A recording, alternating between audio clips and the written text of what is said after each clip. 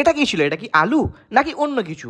যতই টিপছি একে তো ভাঙতেই পারা যাচ্ছে না। আজকে চলে গিয়েছিলাম চারুলতা ফ্যামিলি রেস্টুরেন্ট। আমার সঙ্গে ছিল সামিম আর ইমতিয়াজ। ভিতরে ঢুকে টাইম নষ্ট না করে আমি তাড়াতাড়ি অর্ডার করতে শুরু করলাম। আর এই রেস্টুরেন্টে মকটেল অ্যাভেলেবেল থাকায় আমরা এখান থেকে মশলা কোক অর্ডার করে দিয়েছি। ঘড়িতে টাইম দেখতে দেখতে আমরা আমাদের খাবারের জন্য অপেক্ষা করতে থাকলাম। কিছুক্ষণ পরে আমাদের সামনে হাজির হয়ে গেল খাবারের রাজা বিরিয়ানি। বিরিয়ানির মধ্যে ডিম দেখে আমার আনন্দ তো আকাশে। আর বিরিয়ানির মধ্যে ছিল এরকম বড় বড় সাইজের দু পিস চিকেন। আরে কি ইমতিয়াজের এত বড় অপমান, একটা খালি প্লেট দিয়ে চলে গেল। সামিম খেতে খেতে বলল, না দাদা বিরিয়ানিটা কিন্তু বেশ সুন্দর। সিরিয়াসলি বন্ধু, বিরিয়ানিটা কিন্তু অসাধারণ ছিল। আমাদের অর্ধেক বিরিয়ানি খাবার পরও দেখি ইমতিয়াজের এখনো অর্ডার এসেই পৌঁছায়। আর এরপরই চলে এলো আলু নিয়ে যুদ্ধ করার পালা। আমি অনেক চেষ্টা করছিলাম আলুটাকে ভাঙার জন্য, কিন্তু আমি কিছুতেই আলুটাকে ভাঙতে পারলাম না। রেস্টুরেন্টের বাইরে এরকম গাড়ি পার্কিং এর জায়গা ছিল, তার পাশে বাইরে এরকম বসারও জায়গা ছিল।